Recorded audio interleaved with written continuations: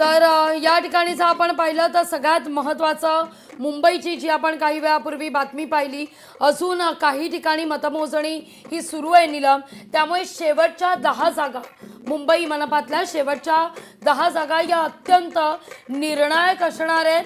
काही नवा ट्विस्ट या निकालामध्ये येतोय का, कोण किंग होतंय आणि कोण किंग मेकर ठरतंय हे पाहणं फार औत्सुक्याचं असणार आहे.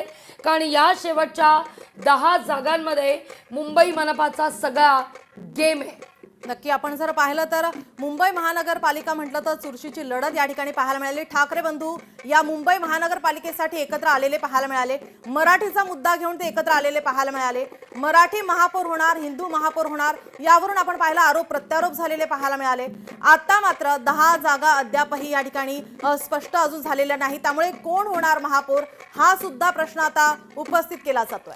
एकीकडे विकासावर अजेंडा होता तर दुसरीकडे अस्मिता, विकास वर्सेस अस्मिता अशा या मुंबईच्या निवडणुका या लढल्या गेल्या. तिथं कल्याण डोंबिवलीमध्ये शिवसेना भाजपच्या 100+ जागा आहेत. डोंबिवली शिवसेना भाजपचा जल्लोष हा पाहायला मिळतोय. या घडीची महत्त्वाची बातमी, कल्याण डोंबिवलीमध्ये आता शिवसेना भाजपनं जल्लोष करायला सुरुवात केली आहे. तर तिथं खेटून असलेल्या ठाण्यातही शिवसेनेला स्पष्ट बहुमत आहे. ठाण्यामध्ये 71 जागी आतापर्यंत शिवसेनेचा विजय आहे. शिंदेंना आपलं ठाणं हे कायम राखण्यात यश आहे.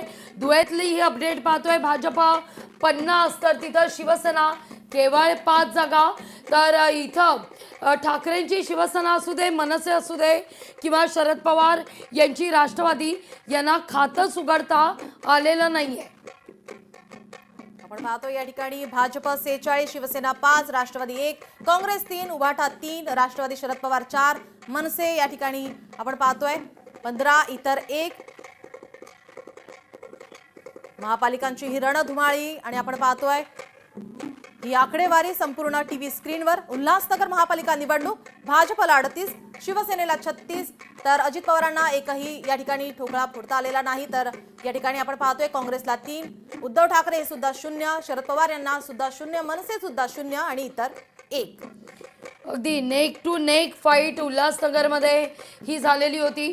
तर उल्हासनगरमध्ये भाजप 38 जागा मिळवत वर्चस्व गाजवताना लोकशाही मराठी ऐका, पहा, जागरूक रहा.